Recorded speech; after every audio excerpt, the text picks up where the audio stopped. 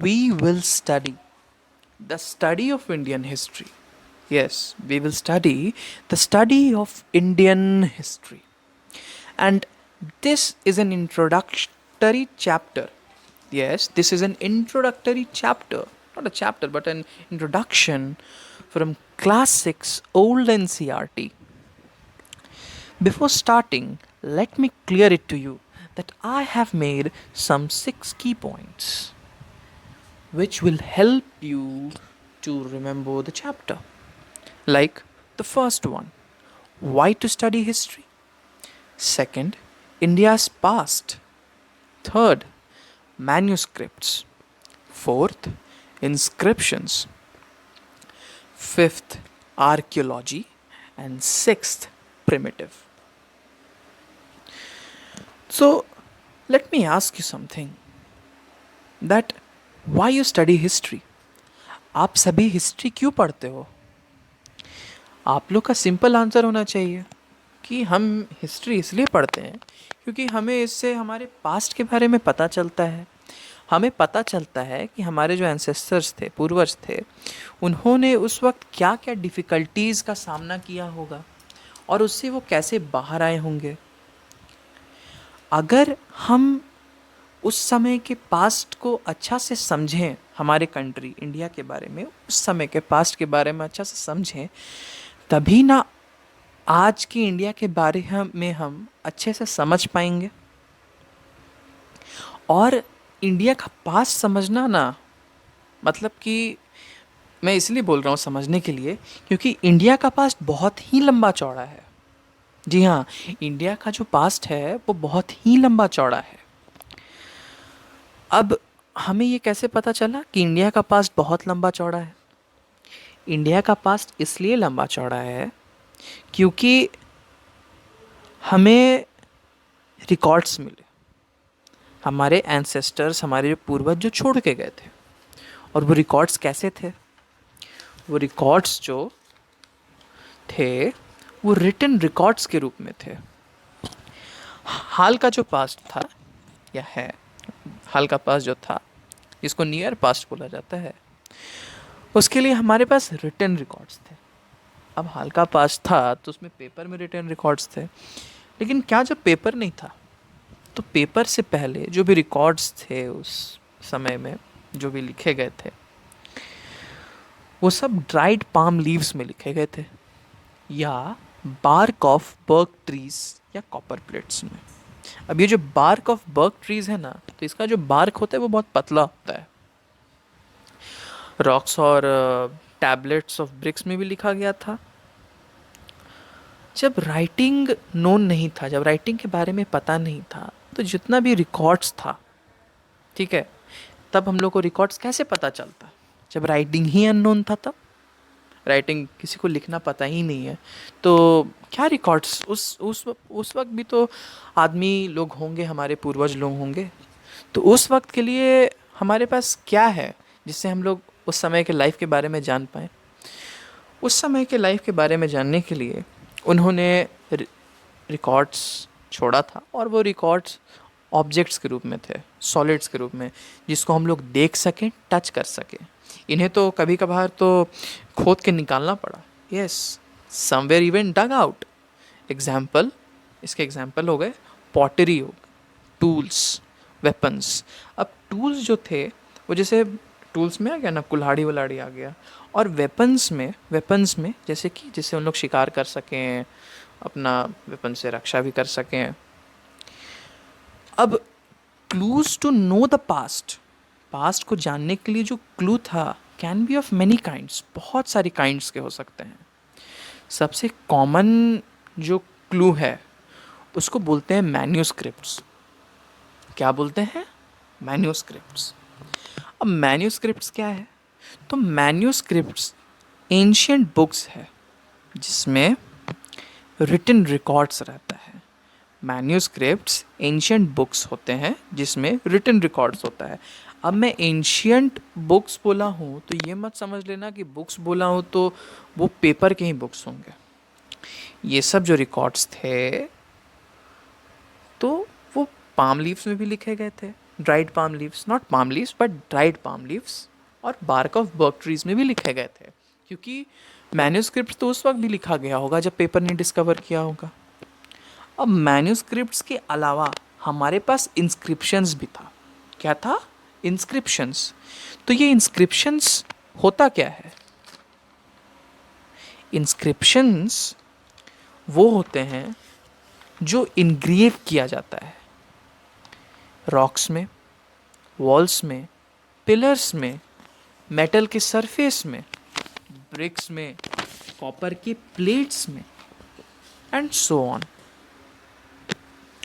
Engrave यानी कि मान लो मैंने कुछ नुकीला टाइप से ऑब्जेक्ट निकाला, अब मैंने क्या किया, उससे कुछ लिखना चाहा दीवार में, तो वो बहुत गाढ़ा अंदर जाके स्क्रैच टाइप से हुआ, तो वो हो गया इनग्रेविंग।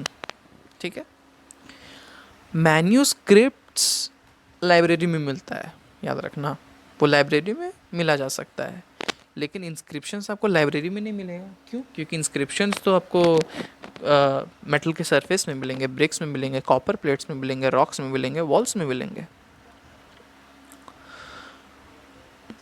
अब मैन्यूस्क्रिप्ट जो थे उन लोग का जो रिटन लैंग्वेज था, क्या बोल रहा हूँ मैं, ये जो मैन्यूस्क्रिप्ट्स थे उनका जो रिटन लैंग्वेज था तो बहुत पुराना था, तो वो डेली लाइफ में यूज़ नहीं होते थे, और ना होते हैं, अभी भी नहीं होते हैं। मतलब उस वक्त शायद होते हो या नहीं भी होते हो, लेकिन आज हम डे टू डे लाइफ में इसको यूज़ नहीं करते हैं। जैसे पाली हो गया, प्राकृत हो गया, ठीक है। अब लेकिन संस्कृत और अरबिक भी थे, तो ये संस्कृत और अरबिक जो थे वो आजकल हम अपने रिलीजियस सेरेमनीज़ में यूज़ करते हैं। जैसे मैं हिंदू फैमिली की बात कर रहा हूँ, जैसे मैं हिंदू फैमिली में बात कर रहा हूँ, तो हिंदू फैमिली में मंत्र वंत्र पढ़े जाते हैं, ठीक है।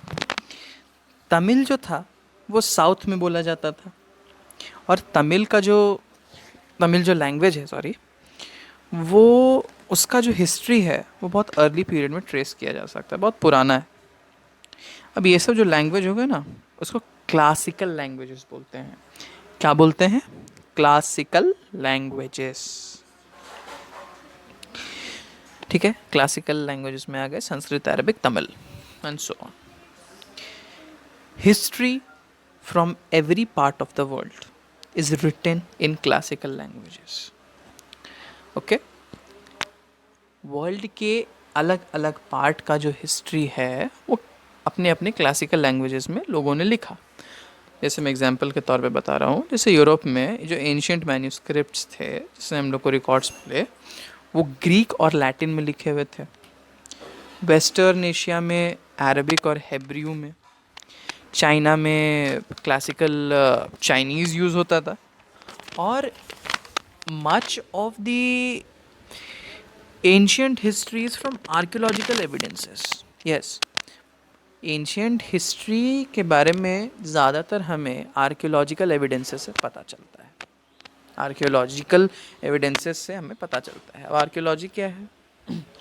पुराने ज़माने के जो बचे हुए चीज़ हैं उसकी जो पढ़ाई हो गई वो आर्कियोलॉजी हो गई। जैसे मैं एग्जांपल बोल रहा हूँ, जैसे pottery, coins, articles, monuments, pillars, figures, images, tools जो स्टोन्स और मेटल से बने हुए हैं, अगर ये सब चीज़ की कोई पढ़ाई करे, पुराने ज़माने की जो बची हुई चीज़ है, और उससे हमें क्लू मिले, तो वो आर्कियोलॉजी हो गया। अब आर्कियोलॉजी हमें उस ज़माने के मेन और वीमेन के बारे में समझने में बहुत ज़्यादा ही मदद करता है, बहुत ही ज़्यादा मदद करता है। बहुत सारे टाउन्स और विलेजेस छोड़ दिए गए थे या तबाह कर दिए गए थे। बिल्डिंग्स बरीड थे, ठीक है। लेकिन आज भी ऐसे बहुत सारे बिल्डिंग्स हैं जो बरीड नहीं हैं और आज खड़े हैं, और बहुत हज़ारों हज़ार साल पुराने।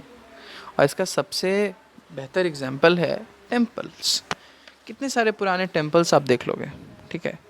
क्या उन्हें वो जो बहुत पुराने क्या उन्हें निकालना पड़ा? क्योंकि वो बरीड नहीं थे, they need not to be excavated, ठीक है। अब उस ज़माने में जब हमें जब मेन और वीमेन के लाइफ के बारे में पता चला, तो उस वक्त तो वो सब नेचर में अपने लिवलीहुड के लिए डिपेंडेंट थे, अपने रहने खाने पीने के लिए नेचर पे डिपेंडेंट थे। तो ये जो पीरियड हो गया उसको ये जो वे ऑफ लिविंग है, सॉरी नॉट पीरियड, जो वे ऑफ लिविंग है उसको बोलते हैं primitive way of living. Primitive से अब हड़ाइए मत, प्रिमिटिव मतलब पुराना, प्राचीन, ठीक है। उन लोग के पास ना प्रॉपर फूड थे, ना प्रॉपर क्लोथ्स, ना हाउस, या साफ साफ कह सकते हो ना प्रॉपर रोटी, ना प्रॉपर कपड़ा, ना प्रॉपर मकान। उनके जो फूड थे कुक्ड नहीं थे, रॉ फूड खाते थे, कपड़े सिए हुए नहीं थे, और हाउस नहीं था रहने के लिए, ठीक है। तो ये सब जब फेस चल रहा था तो उन लोगों को फूड गैदरर्स बोला जाता था। कौन से फेस को? When they did not had cooked food, sewed clothes and house to live. Okay? अब जब उन्हें आसपास के प्लांट्स और एनिमल्स के बारे में पता चला, देखा उन्होंने, तो अपने टूल्स को उन्होंने इम्प्रूव किया, अपने वेपन्स को इम्प्रूव किया, और धीरे धीरे धीरे धीरे धीरे धीरे करते करते उन्होंने प्लांट्स ग्रो किया। Yes, they started growing plants and tame animals. Animals को पढ़ाना, नॉट पढ़ाना, सॉरी, एनिमल्स को डोमेस्टिकेट करना, पालना, पढ़ाना बोल रहा था मैं, बस पालना चालू कर दिया। अब ये जो फेज आ गया उसको फूड प्रोड्यूसर्स बोलते हैं हम लोग, ठीक है। क्या बोलते हैं? Food producers. अब उन लोग के पास ना बहुत खाली टाइम था। They had leisure time to think and record their thoughts. सोचना और अपने थॉट्स को रिकॉर्ड करना, कि मैंने सोचा और फिर रिकॉर्ड किया, मन में रखा। अब मत सोच लेना भाई कि उन्होंने टेप रिकॉर्डर में ये सब किया होगा, ठीक है। मन में रिकॉर्ड किया और अपनी वे ऑफ लिविंग को धीरे धीरे धीरे धीरे करके इम्प्रूव करते गए, और फिर वो ड्वेल करने लगे कंफर्ट में, आराम से रहने लगे, ठीक है। तो ये जो इंट्रोडक्टरी लेक्चर था मेरा, ये इंट्रोडक्शन था, ठीक है। मैंने हर एक पॉइंट को बहुत अच्छे से कवर किया है। इसे समझें, ठीक है, और बहुत अच्छे से समझें, ध्यान से सुने, ओके, और इसे इमेजिन करने की कोशिश करें। That's all. Will meet you in the next lecture.